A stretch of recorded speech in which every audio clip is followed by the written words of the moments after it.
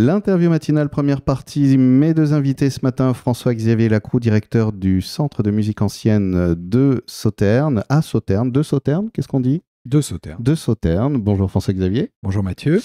Et également Nicolas Baudouin, qui est lui le chargé de l'administration et de production de ce Centre de musique ancienne. Bonjour Nicolas. Bonjour Mathieu, merci de nous recevoir. Avec plaisir, ça me fait plaisir. Et donc, vous venez aujourd'hui parce que il se passe beaucoup de choses avec ce centre de musique ancienne qui fête ses 10 ans d'ailleurs cette année.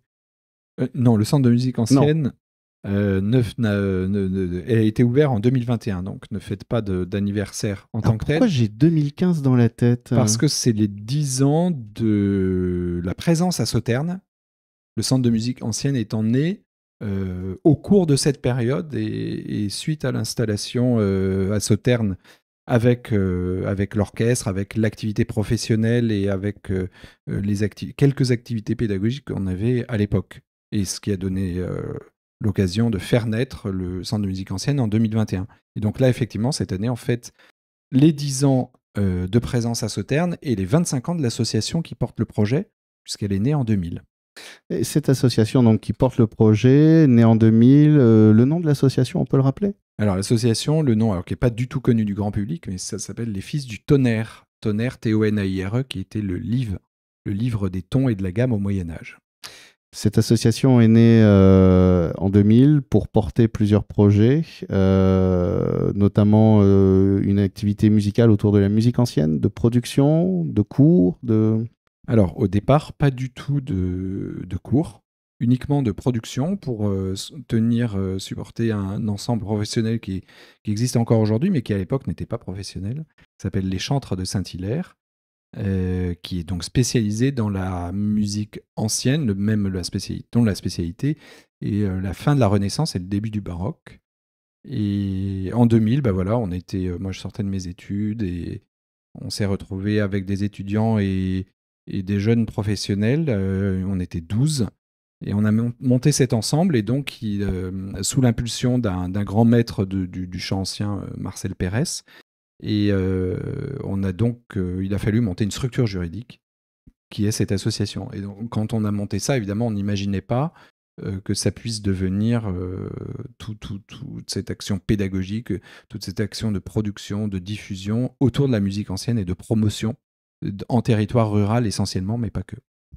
En territoire rural, Sauternes, effectivement, on est vraiment dans la ruralité et des fois on a des idées, des présupposés. L'histoire est très belle de cette installation, justement. Tu nous en parlais hors antenne quand on préparait l'interview. En 2015, donc, il y a cette proposition qui arrive de la mairie directement, en fait, de venir vous installer là. Comment ça se passe, la rencontre avec Sauternes? Alors, la rencontre avec Sauternes, c'est d'abord parce qu'il y avait cette expérience orchestrale mélangeant amateurs et quelques professionnels au début, qui faisait suite à des cours que certains collègues et moi avions dans d'autres structures pédagogiques. Et donc on monte ce qui est devenu l'orchestre aujourd'hui, mais qui s'appelle d'abord dans un premier temps l'ensemble de musique ancienne Sud-Gironde, autour des instruments, avec des instruments historiques. Et on monte ça en 2014. Et puis ça marche bien. Ça marche très très bien. Il faut dire qu'il y a eu, il y a eu un historique préalable. Ça ne s'est pas fait d'un coup, hein, ça a mis des années. Et en juin 2015, on nous propose, pour juin 2015, de venir donner un premier concert, en fait, qui sera un deuxième, mais en tout cas un premier concert d'été au Château Fillot de Sauternes. Et voilà, juin 2015, donc ça fait 10 ans. Alors à ce moment-là, on n'est encore pas installé à Sauternes. On essaye de s'installer en Sud-Gironde, on cherche des lieux de répétition. La mairie de Langon nous prête une salle, ça ne fonctionne pas, elle est trop petite. Et puis, parce qu'un orchestre, il faut pouvoir le mettre, hein, avec les instruments, plus les clavecins, etc. Et finalement, il y a la mairie de Fac qui nous prête aussi la salle du temps libre. Et enfin, suite à ce concert au Château Fillot qui a beaucoup à ce moment-là d'éclat et puis un retentissement incroyable, bien au-delà de ce qu'on pensait, la mairie nous propose une salle, qui est la salle Saint-Louis, et qui est idéale pour des répétitions d'orchestre.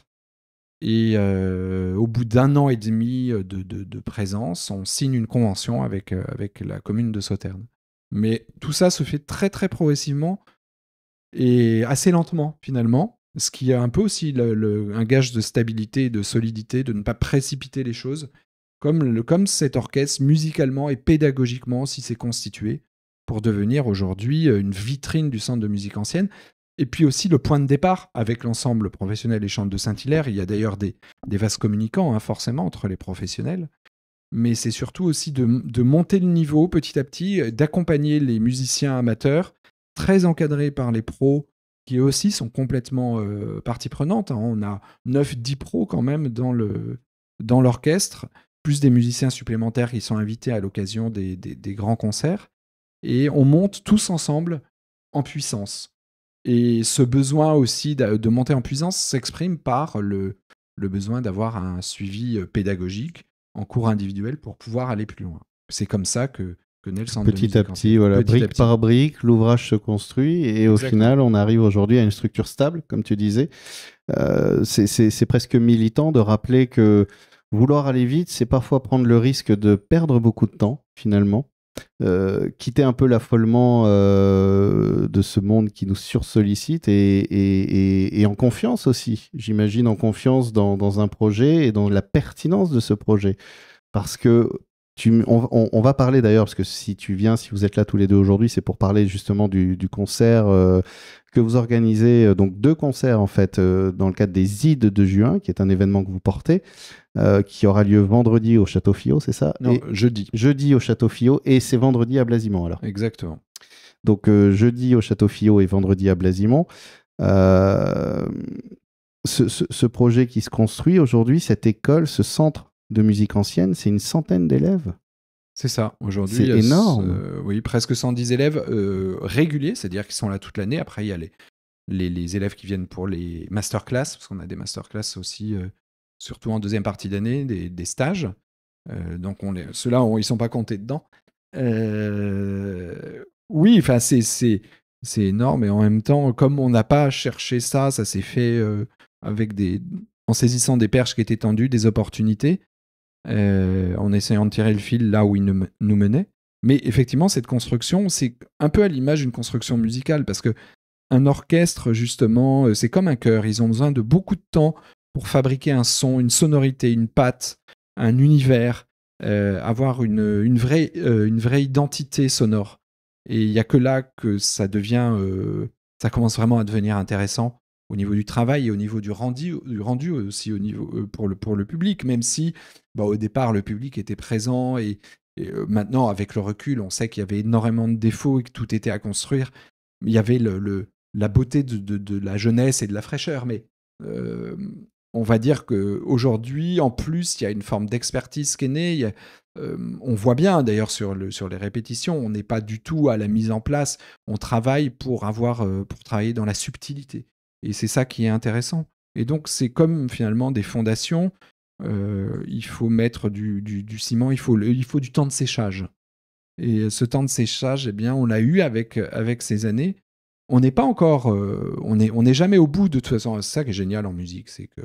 Il y a chaque jour l'occasion de progresser, d'apprendre. D'abord de découvrir des nouveaux répertoires et puis de fortifier l'identité de l'orchestre. Parce que je crois vraiment que cet orchestre...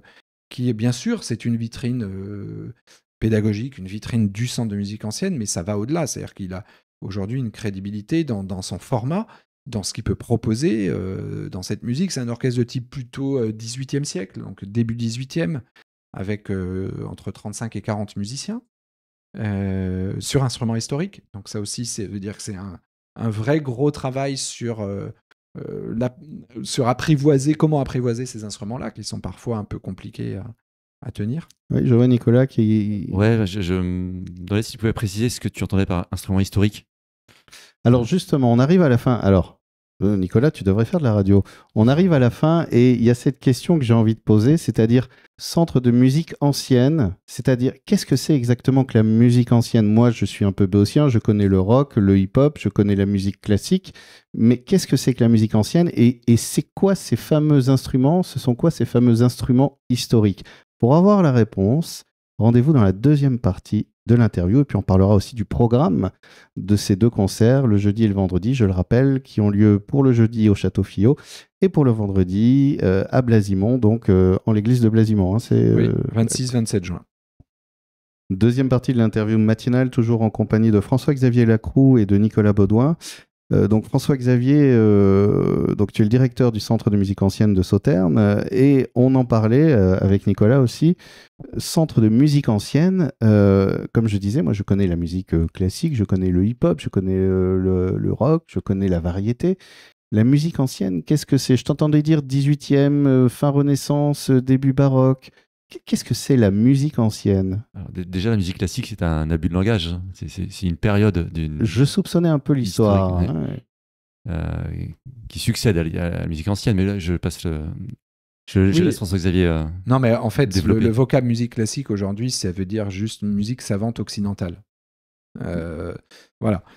Globalement, après, la musique classique, c'est une période de l'histoire de la musique qui est assez courte du reste, parce que ça va de la mort de Bach, donc 1750. Alors tout ça, c'est des frontières, mais évidemment, c'est les frontières a posteriori, jusqu'au sac de Napoléon, 1802, grosso modo, jusqu'à Beethoven.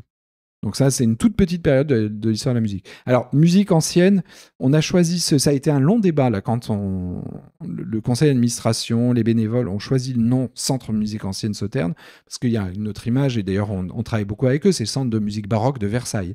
D'accord. Donc, qui est très connu nationalement et mondialement. Mais justement, est-ce qu'on allait s'appeler Centre de musique baroque de Sauternes? Et finalement, on n'a pas voulu, le choix qui a été fait, c'est parce que c'était assez restrictif. Musique baroque, globalement, c'est 1610-1750. Mais il y a aussi tout ce qu'il y a avant, qui est de la musique ancienne, et qu'on aime bien. Et puis, il y a des profs qui le font très bien, et il y a plein de choses à enseigner. Et puis, il y a aussi ce qu'il y a après. C'est-à-dire, aujourd'hui, la musique ancienne, la musique classique, c'est-à-dire cette période 1750, 1802, 10, peu importe, c'est quand même aussi de la musique ancienne pour aujourd'hui. Et puis même à l'époque romantique, en tout cas au moins au début, cette première partie du 19e siècle, c'est aussi de la musique ancienne. Donc effectivement, c'est une acception qui évolue en fonction de notre propre contemporanéité. Donc nous avons subséquemment choisi le vocable musique ancienne qui était un peu plus large. Qui était plus... Oui, alors tu parlais justement de découvrir, d'apprendre en musique en permanence. C'est aussi une invitation pour vous, pour les musiciens, pour les professeurs, de continuer à explorer, à découvrir sans forcément tout de suite se mettre des grosses limites, en fait, j'imagine. Oui, c'est ça. Alors, les limites, c'est quand même qu'on fait de la musique uniquement acoustique. Ça, c'est une première limite. Et qu'on reste dans la musique occidentale savante. Voilà, c'est déjà énorme. Et tu parlais d'instruments historiques. Voilà. C'est-à-dire, c'est des instruments qui sont dans leur jus de l'époque? Non, alors... Non, ça c'est dans les musées. J'ai retrouvé en serait construisant ma millionnaire. maison Et encore même millionnaire, je sais pas si on pourrait. Alors, c'est vrai que l'acception aujourd'hui, quand on dit instrument historique, ça veut dire qu'on joue sur des instruments comme ils étaient à l'époque. Voilà. À l'époque, c'est-à-dire en fait tels qu'ils ont été construits, conçus pour la musique. Telle qu'à l'époque de l'écriture de cette musique-là, donc du compositeur. De retrouver en fait une authenticité. Oui, alors c'est pas bien sûr, mais oui, c'est ça. Alors c'est sur les instruments, c'est important d'avoir ces instruments-là. C'est pas nous qui avons fait les premières démarches. Hein. Ça, c'est une démarche qui existe depuis la fin des années 50 en Europe, avec cette réflexion sur les instruments baroques en particulier. Et puis, il y a eu plein d'étapes, mais actuellement, le Centre de musique baroque de Versailles dont je parlais à l'instant est justement une des figures pour nous apporter tout un tas d'informations à ce sujet-là.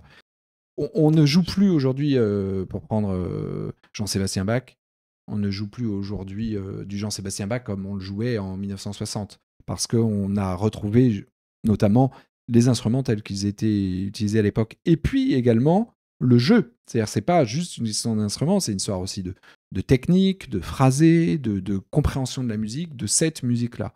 On joue des choses beaucoup plus vite. Par exemple, le Te Deum de Marc-Antoine Charpentier, qui a tant servi comme générique de l'Eurovision, eh bien, on le joue en gros, il dure aujourd'hui 2 fois moins longtemps que quand on l'interprétait dans les années 60-70. Parce D'accord. qu'on joue beaucoup plus vite, parce qu'on a compris certaines choses, parce que la recherche nous a permis d'aller plus loin. Je pense qu'on peut peut-être citer quelques instruments emblématiques de la musique baroque, comme la viole de gambe, qui a été mise en valeur à travers le film d'Alain Corneau, Tous les matins du monde. Il y a le clavecin, le luth, le violon baroque. Le traverso, c'est-à-dire l'ancêtre de la flûte traversière. Qui était une flûte en bois. Et flûte à bec. Est-ce que tu saurais nous préciser, par exemple, la différence entre un violon baroque et un violon classique? Parce que moi, je l'ai découvert il n'y a pas si longtemps que ça. Oui, alors très rapidement. Déjà, il y a ce qu'on appelle l'âme du violon, qui n'est pas tout à fait la même. C'est-à-dire l'intérieur du violon, c'est un peu plus plat. Les cordes sont en boyau. L'archet n'est pas le même, il est plus court, plus léger, plus fin, il y a moins de crin dessus. Mais ne serait-ce que les cordes en boyau, ça complexifie le jeu. En tout cas, c'est pas du tout la même approche que des cordes synthétiques ou métal. Donc, il y a quand même tout un apprentissage. Alors, juste pour préciser, nos élèves, les élèves commencent à 3 ans au centre de musique ancienne, bien sûr qu'au début, ils ne jouent pas sur un instrument ancien. Il faut déjà être initié, avoir une certaine forme d'apprentissage et de technique, en tout cas. Et ensuite, quand ils sont un peu plus grands et qu'ils en émettent le désir, ils vont passer sur ces instruments historiques. Et pour les meilleurs d'entre eux, jouer avec l'orchestre. Alors, c'est aussi une bonne tradition, parce qu'on arrive bientôt à la fin de la deuxième partie. J'aimerais qu'on parle aussi de ce concert, justement, et de son programme, qui ont lieu le 26 et 27 juin, c'est ça, jeudi et vendredi, au Château Fillot, et également ensuite le vendredi 27 à Blasimont. Pour ceux qui sont intéressés pour en savoir plus, il y a un site, centremusiqueancienne.fr, voilà, où on peut voir tout ce qui est proposé, justement. Tu parlais d'atteindre un niveau. Il y a ce concert qui, donc les Ides de juin. Tu disais les Ides, c'est le nom romain pour. Alors j'ai forcément de la sympathie puisque nous sommes ici rue Saint-Romain.